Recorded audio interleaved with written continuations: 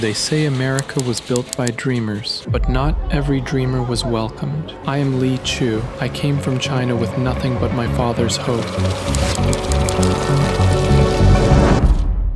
But in a land that promised opportunity, what did it actually cost to belong? In the year 1880, China was changing, but not for the better. For families like ours, life was becoming harder with every season. There was little food, fewer jobs, and the hope of stability felt like a story from the past. I was 16 years old when my family made a decision that would change my life forever. We lived near the Siqiang River, close to Canton, what foreigners called a village, though it bustled like a city. Before I left, my father pressed $100 into my hands. It was more money than the old man had ever held at one time. He gave me money and a name I was supposed to carry with pride. With that, I was sent to the other side of the world. I wasn't alone though, because 5 other boys from nearby towns joined me, and together we boarded a crowded steamship bound for America, each boy carrying a small bag, a folded letter, and a dream they barely understood. The price of passage was $50, a fortune at the time, and most of them had borrowed it from family or village elders, hoping they could repay it one day. It wasn't just a ship, it was a steerage class, cheap, unsanitary, and cruel. The air below deck was stale and sour, thick with salt and sweat. The men, women, and children were crammed together with barely enough space to stretch their legs. I found the bunk hard and strange, nothing like the mat I used back home. The food was unfamiliar, and even when I was starving, I struggled to keep it down. The rice was too old, the soup was too thin, and the water tasted like metal. The floors creaked constantly, and the boards shifted beneath their feet with every swell of the Pacific.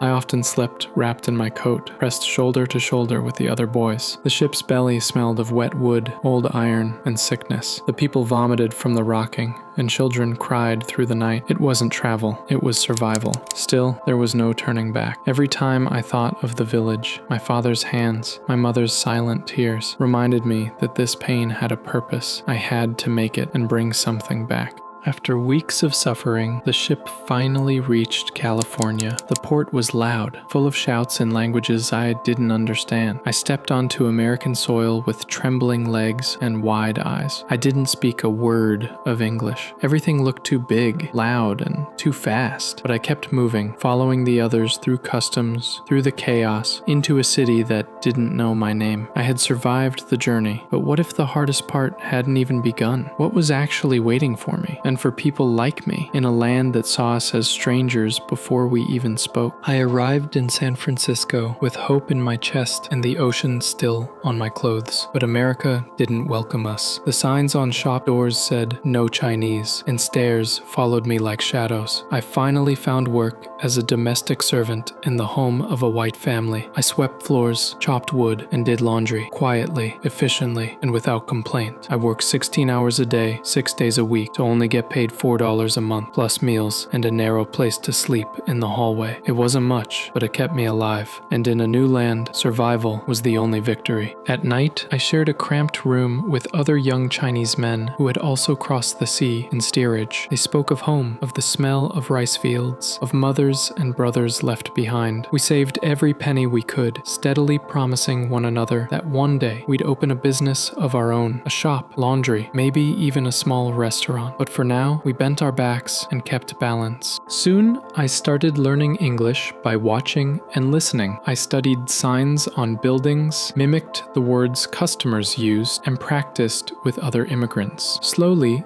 I could understand more, and then I began to see how Americans saw us as a foreigner, threat, and something else more. I noticed how white customers spoke down to Chinese workers, how they called them by boy or worse. I saw my friends beaten on the street for walking in the wrong neighborhood, and realized that no matter how hard we worked, no matter how unnoticed we stayed, Chinese men would always be outsiders here. Yet, in that loneliness, there was also strength. The Chinese community in San Francisco had built a kind of safety net. It was called Chinatowns, where familiar smells and words still existed, where people helped each other find jobs, fight deportation, and send money home. I joined a benevolent association, one of the many small groups where workers could pool resources, resolve disputes, and protect their rights in a country that offered them none. Even if it didn't feel like it yet, I believed this was the first step toward something better. Eventually, I managed to open a small laundry shop near the docks of San Francisco. In those days, white employers wouldn't hire Chinese men for most trades. They said they were unskilled, untrustworthy, or simply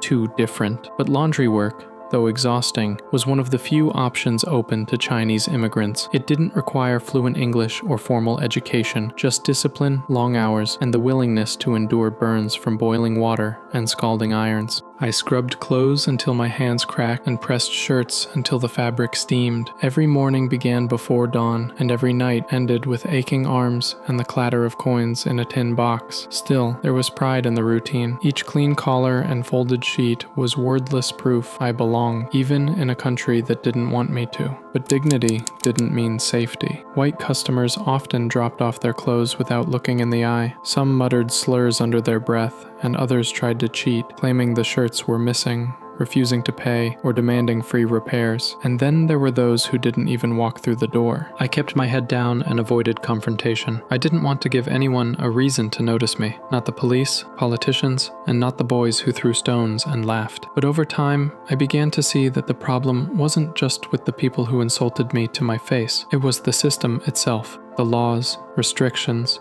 constant message that would never be seen as fully American. Still, I worked, saved, and hoped. Because in a world determined to erase me, even a humble life, lived with dignity, defined what the world expected of me. But even after building a life from nothing, after working hard, staying silent, and following every rule, one law shattered it all. It didn't just close the doors. It made an entire people disappear from the American story. In 1882, the United States passed the Chinese Exclusion Act, the first federal law to ban an entire group of people from entering the country based on race and nationality. And for me, it changed everything. Overnight, Chinese immigrants could no longer bring over their wives or children. They couldn't become American citizens, vote, and worse, they were now required to carry special certificates of residence at all times. Without them, they could be jailed or deported without a trial. Even men who had lived in America for decades, paid taxes, and owned businesses were suddenly treated like criminals. Immigration officers tore up papers for fun, daring the men to protest. Even some Chinese immigrants were arrested for walking to work without their documents. A few were assaulted in public and couldn't testify in court because the law said Chinese witnesses weren't valid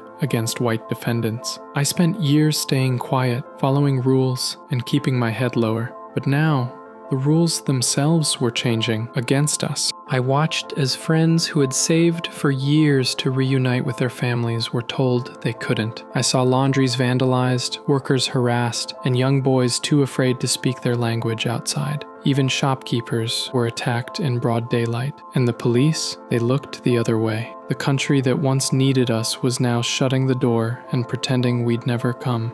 It wasn't just a policy. It was a message meant for us. However, I never stopped believing that my story and the people like me deserved to be heard. On February 19, 1903, nearly 2 decades after the Chinese Exclusion Act, I published a short, powerful essay in the Independent magazine, later reprinted in the collection Our Narrative of Immigration. It was one of the few times a Chinese immigrant's voice was allowed into America's printed history. I didn't write with anger. I wrote with quiet truth. I told readers what it was like to leave home as a teenager, to cross an ocean, and arrive in a country where you were seen as unwanted from the start. I tried describing working as a servant, saving every coin, and building a business not to get rich, but simply to survive with dignity. I told them that the Chinese people came to America not to cause problems, but to work hard and live in peace. And yet, we were treated with suspicion, mocked in the streets, blocked by laws,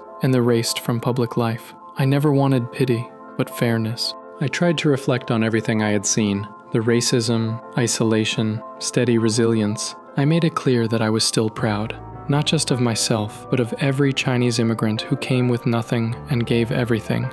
I hoped maybe one day someone would listen. So, what do you think? How many stories like Li Chu's were lost just because no one thought they mattered? And if they were never written down, does that mean they never happened? Let us know in the comments. We're listening. And if you think this story was heavy, wait till you hear what happened with the Red Ghost of Arizona.